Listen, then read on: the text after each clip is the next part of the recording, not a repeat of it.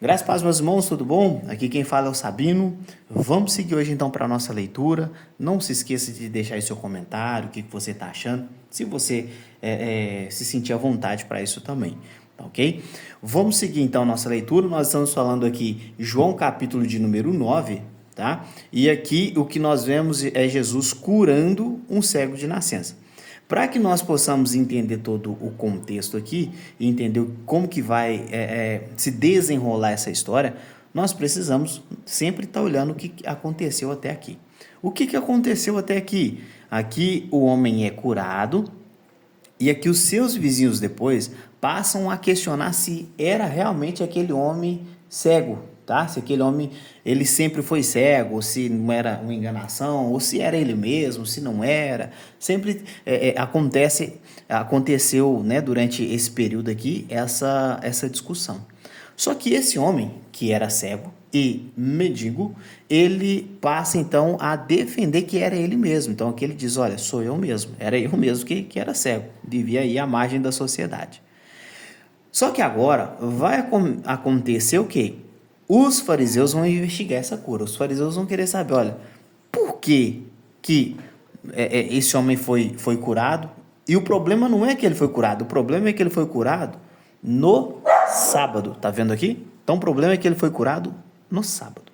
E aí vai-se mais uma vez entrar naquela discussão do sábado, tá? Então sempre quando você perceber, então, sábado aqui, perceber, por exemplo, sacerdotes, fariseus, fique atento para você entender um pouco da cultura, tá bom? E um pouco também do que eles pensavam sobre esse assunto. Às vezes nós pensamos assim, é bobeira isso. Não é bobeira. Faz todo sentido tudo que eles estão batendo aqui, porque era o que eles acreditavam ferrenhamente. Beleza? Então, versículo de número 13, nós vamos ler do 13 até o 34, tá bom? Acompanha comigo aí. Do 13 ao 34, eu vou ler agora do 13 ao 15 para você entender. Olha, levaram os fariseus o homem que fora cego. Era sábado, o dia que Jesus havia misturado terra com saliva e aberto os olhos daquele homem. Então os fariseus também lhe perguntaram: como ele recupera a vista? O homem respondeu: ele colocou como ele recupera a vista. Isso mesmo, achei que ele recuperou a vista, né? O homem respondeu: ele colocou uma mistura de terra e saliva em meus olhos, eu me lavei e agora vejo. Até aqui. Então, aqui a primeira preocupação dos fariseus não era porque o homem foi curado. Esse não é a preocupação dos fariseus. Não é a cura, não é o bem-estar do homem. É a questão do sábado. E isso aqui, irmão, se não te ensinar algo, se não me ensinar algo, nós estamos lendo a Bíblia em vão. Porque essas pessoas aqui, eles não preocupam com pessoas. Os fariseus não se preocupavam com pessoas, eles se preocupavam com reputação, com a lei, com tudo menos pessoa. Então, quando eles, por exemplo, defendem, em alguns casos, inclusive abandonar os pais para poder servir a Deus, eles estão preocupados com a lei, não com pessoas, tá? Então aqui o que você vai perceber é que a preocupação deles é que Jesus quebrou o sábado. Eles não estão impressionados com a cura de Jesus, eles estão impressionados com a quebra do sábado. O que é que você pode aprender aqui então? Aqui nós podemos colocar religiosidade, falta de empatia, falta de misericórdia, alegrar-se com o bem-estar do outro, tá? Com a conquista do outro, ok?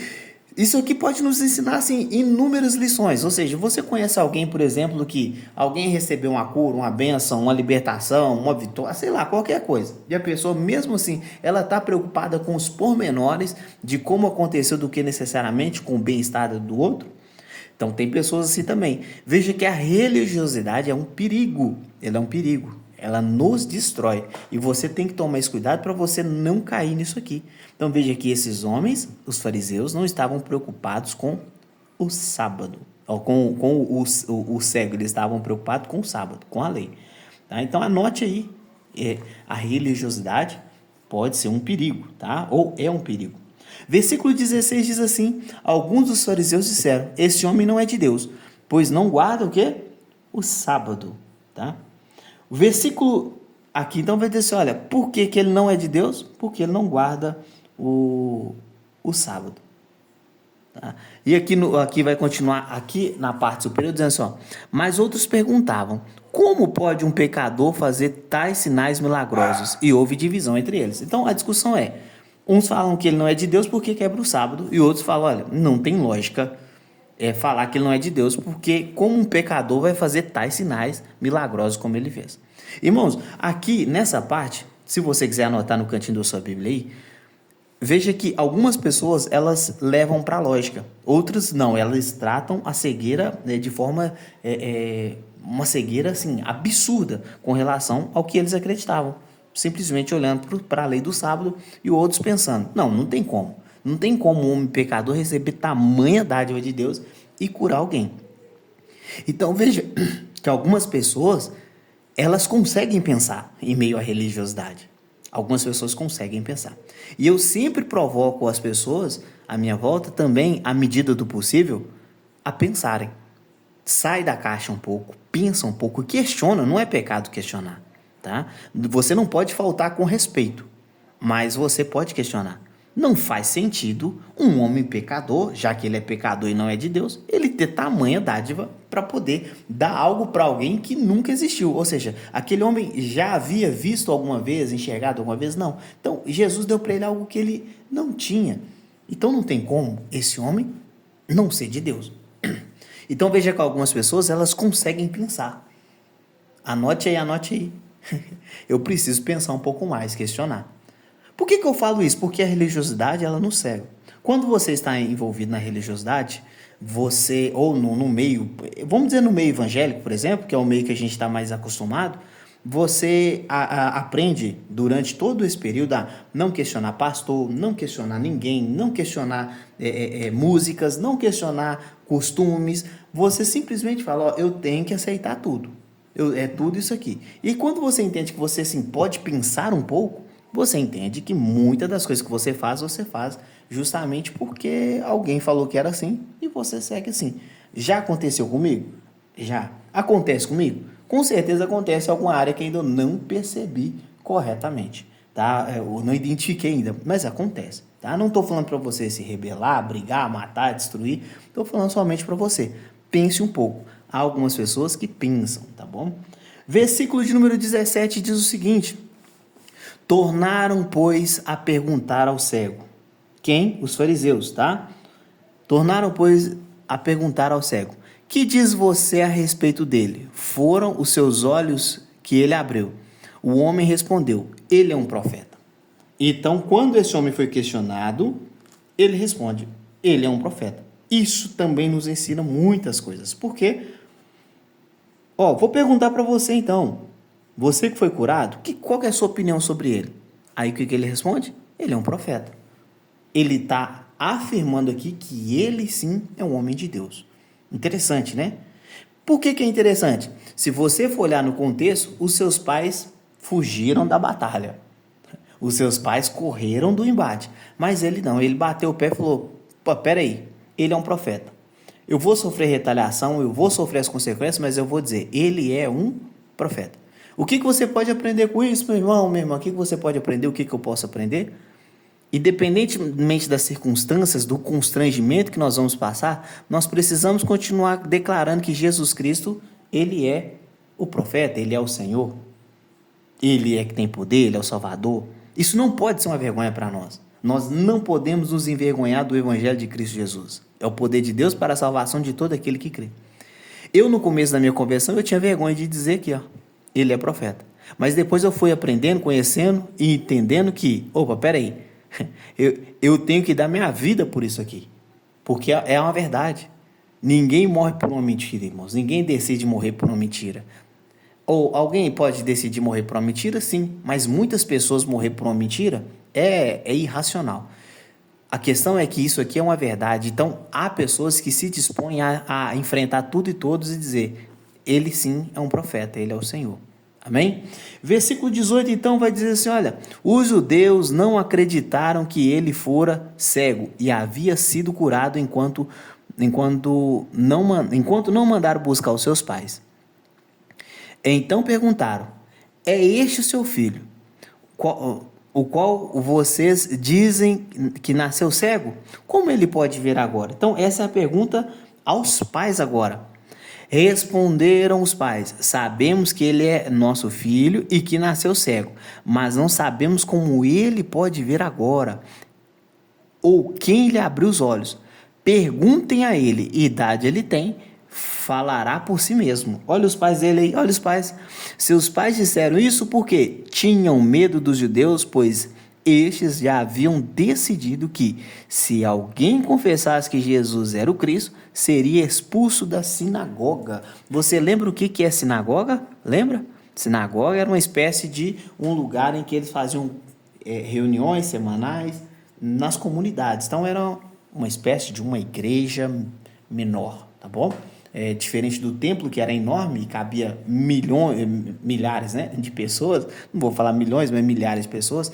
A sinagoga ela podia ser composta a partir de 10 pessoas, tá? Então poderia ser uma sinagoga menor, maior. E aqui eles chamam então os pais desse homem e perguntam para ele: tá, ele era cego mesmo?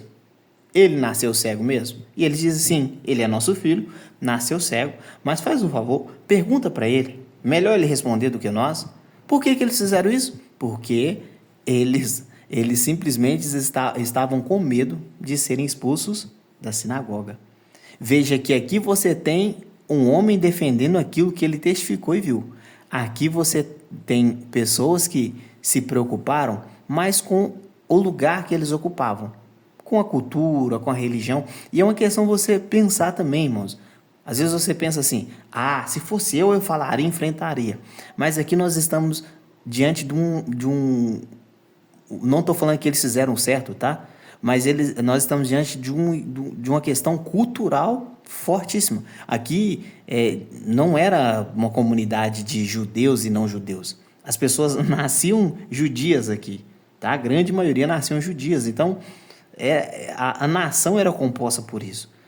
Então, dificilmente essas pessoas iriam abraçar essa causa sem saber ou sem calcular as consequências, e os pais não quiseram fazer isso. Então, aqui você pode, então, entender que você, como crente, você precisa se apegar ao testemunho do homem que foi curado, e não ao testemunho dos pais. Os pais se afastaram, os pais abriram mão. Os pais,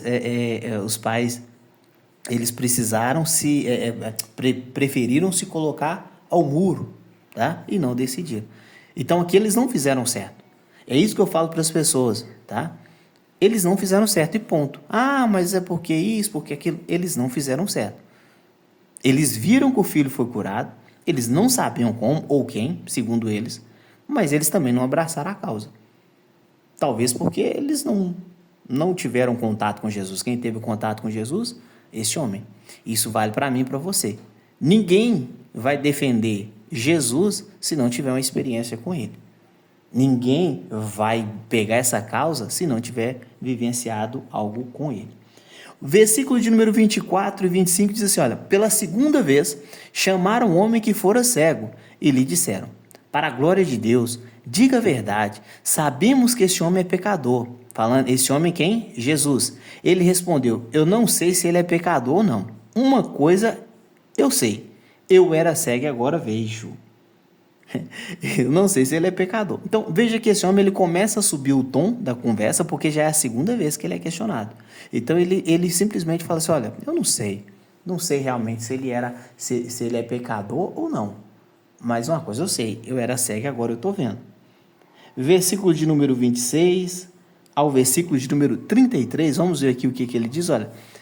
Então lhe perguntaram: o que ele fez a você? Como abriu seus olhos? Ele respondeu: eu já disse, e vocês não me deram ouvidos. Isso é verdade, eles já disseram. Por que querem ouvir outra vez? Acaso vocês também querem ser discípulos dele? Então eles o insultaram, disseram: discípulo dele é você. Nós somos discípulos de Moisés. Sabemos que Deus falou a Moisés, mas quanto a este, nem sabemos de onde vem. O homem respondeu: ora, isso é extraordinário. Vocês não sabem de onde ele vem. contudo ele me abriu os olhos. Sabemos que Deus não ouve pecadores, mas ouve homem que o teme e pratica a sua vontade. Ninguém jamais ouviu que os olhos de um cego de nascença tivessem sido abertos. Se este homem não fosse de Deus, não poderia fazer coisa alguma. Diante disso, eles responderam: você é cheio de pecado, como tem ousadia de nos ensinar? E o expulsaram. Veja que interessante, irmãos. Então, aqui eles querem saber mais uma vez: tá, mas como esse homem te curou e tal? E ele fala assim: olha, vocês por acaso querem ser discípulos dele? Vocês estão interessados demais. Então, veja que o tom da conversa aqui, da investigação, ela acaba subindo, porque esse homem também perde a paciência e diz: olha, veja, você está querendo ser discípulo dele. E ele insulta, e veja que a palavra aqui é insultaram e disseram. Tá? O que nos chama atenção aqui? Esses homens, eles estavam mais uma vez tentando achar uma forma de desaprovar o que Jesus havia feito. E esse homem, o curado, ele está aqui mais uma vez explicando, até que ele perdeu a linha. Ele diz: olha, eu não sei como que foi, eu só sei que eu vejo. Milagre não se explica, né? Mas no 34, veja que interessante. Você nasceu cheio de pecado. Por que eles estão dizendo isso? Lembra da pergunta aqui em cima aqui? Quem pecou, ele ou seus pais? Ou seja, quem tem ou tinha alguma deficiência, era considerado isso aqui: olha, você nasceu cheio de pecado. Como tem ousadia de nos ensinar? Então a pessoa era totalmente desaprovada quando ela tinha alguma deficiência. Tá entendendo? O que esses textos aqui vão nos ensinar? Primeiro, cultura deles, tá? A cultura do povo judeu, daquela época, daquele tempo. O que eles pensavam sobre o sábado? O que eles pensavam sobre deficiência? O que eles pensavam, por exemplo, sobre ser expulso, por exemplo, de uma sinagoga? Talvez você fale assim: isso não tem nada a ver. Hoje se meu pastor mandar eu sair da minha igreja, eu vou para outra. Sim, mas naquela época não era assim. Então, por isso essa preocupação de não ser expulso da sinagoga. Eles fizeram certo? Não, mas eu estou te explicando para que você consiga entender a importância que tinha a sinagoga, a importância que tinha a religião, a importância que tinha essa questão de se alguém nasceu com deficiência, como que ele era visto pela sociedade. Aqui, ó, nasceu cheio de pecado, não podia ensinar, tá vendo? Então, isso é interessante, você sempre estar atento a esses detalhes, tá bom?